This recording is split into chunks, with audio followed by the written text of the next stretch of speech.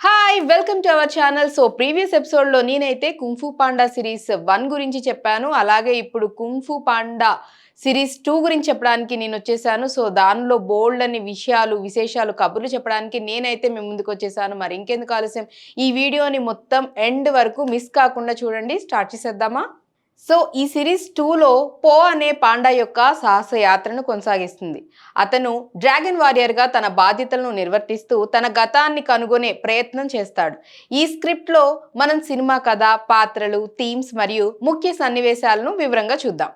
ఈ video like చేసి subscribe చేయడం మర్చిపోకండి. అలాగే బెల్ ఐకాన్ని కూడా క్లిక్ చేయండి. కుంఫు పాండా 2 అనేది 2011లో విడుదలైన యానిమేటెడ్ సినిమా. ఇది మొదటి చిత్రం కుంఫు పాండా యొక్క సీక్వెల్ అన్నమాట.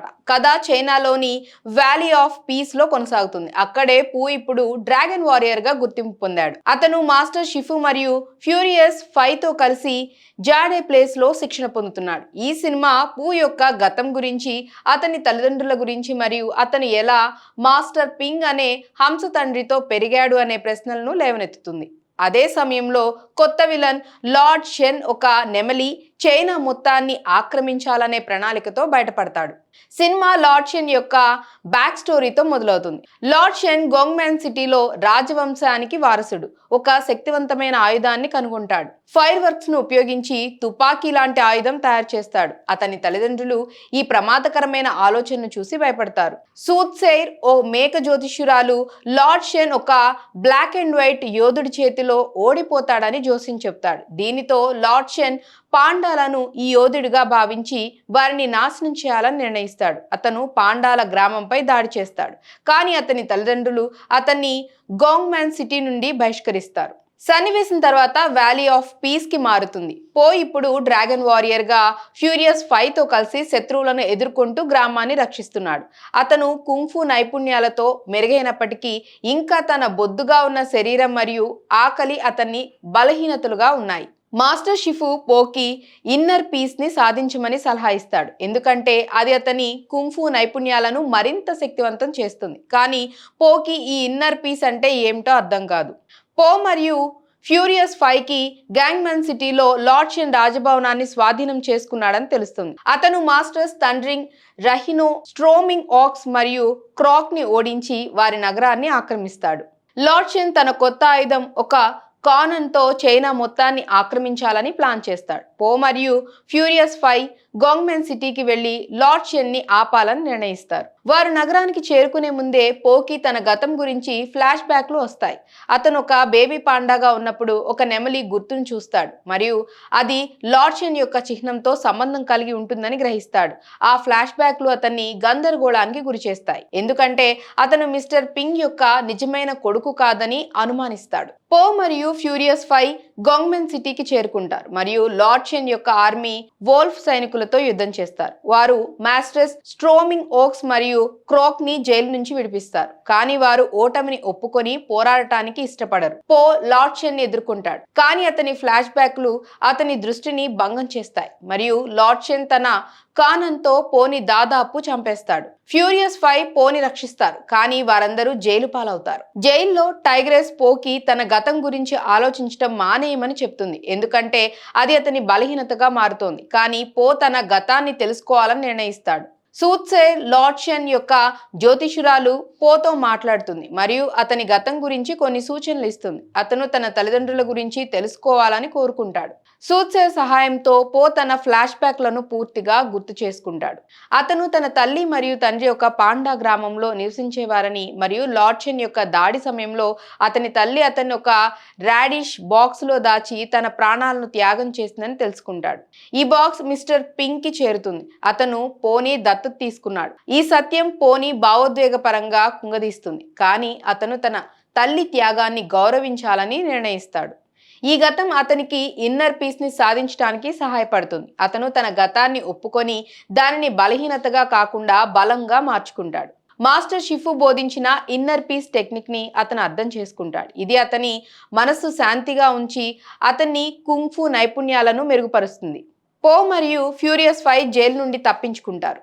లార్డ్ షెన్ తన కానన్లతో చైనా మీద దాడి చేయటానికి సిద్ధమవుతున్నాడు. పో మరియు ఫ్యూరియస్ 5 అతని ఓడలను ఎదుర్కొంటారు. పో తన ఇన్నర్ పీస్ ను ఉపయోగించి లార్డ్షన్ యొక్క కానన్ బాల్స్ ను తిరిగి పంపటం నేర్చుకుంటాడు. ఇది అతని కొత్త నైపుణ్యం. ఈ యుద్ధంలో పో లార్డ్షన్ ని ఒక సన్నివేశంలో ఎదుర్కొంటాడు. అక్కడ లార్డ్షన్ అతని తల్లిదండ్రులను చంపించినందుకు క్షమాపణ కోరడు. కానీ పో అతన్ని క్షమిస్తాడు, ఎందుకంటే అతను గతాన్ని వదిలేయాలని నిర్ణయించాడు. అయితే లార్డ్షన్ తన ఓటమిని ఒప్పుకోలేక పోతో పోరాడతాడు మరియు అనుకోకుండా తన సొంత కానంతో చనిపోతాడు.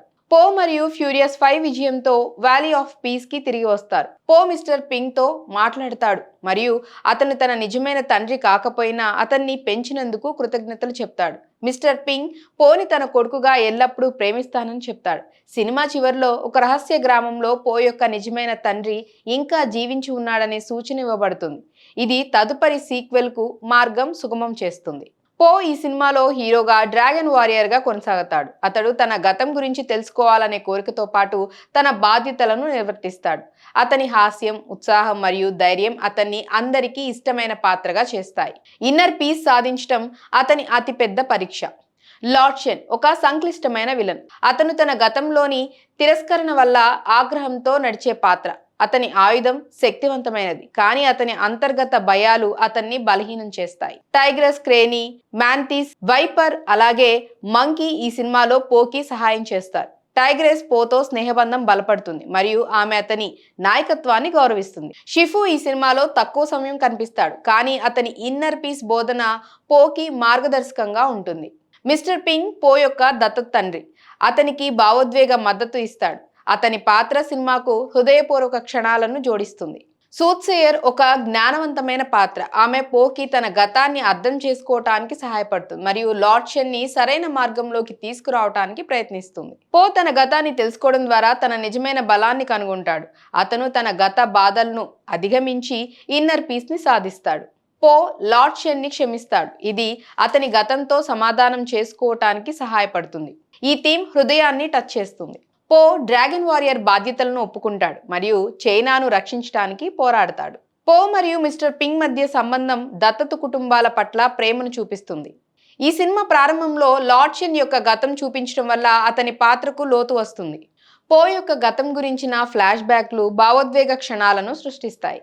పో ఇన్నర్ పీస్ ని సాధించడం సినిమా యొక్క టర్నింగ్ పాయింట్ అని చెప్పాలి. పో యొక్క కానన్ బాల్స్ ను తిరిగి పంపటం మరియు లార్డ్షన్ తో యుద్ధం ఆకర్షణీయమైన సన్నివేశం.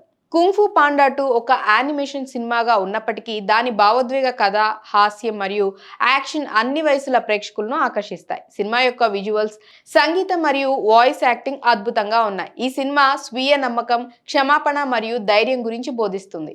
కుంగ్ ఫూ పాండా 2 అనేది పో యొక్క పరిణామాన్ని, అతని గతాన్ని మరియు అతని హీరోగా మారే ప్రయాణాన్ని అద్భుతంగా చూపిస్తుంది. ఈ సినిమా హాస్యం, యాక్షన్ మరియు భావోద్వేగ క్షణాల సమ్మేళనం అని చెప్పాలి. సో ఫ్రెండ్స్, ఈ సినిమా గురించి మీ అభిప్రాయం ఏంటి కామెంట్స్లో చెప్పండి. మరియు ఈ వీడియో నచ్చితే లైక్ చేయండి, సబ్స్క్రైబ్ చేసుకోండి, అలాగే షేర్ చేయటం మర్చిపోవద్దు. నెక్స్ట్ సిరీస్తో మళ్ళీ మీ ముందుంటాను. Until then take care, bye.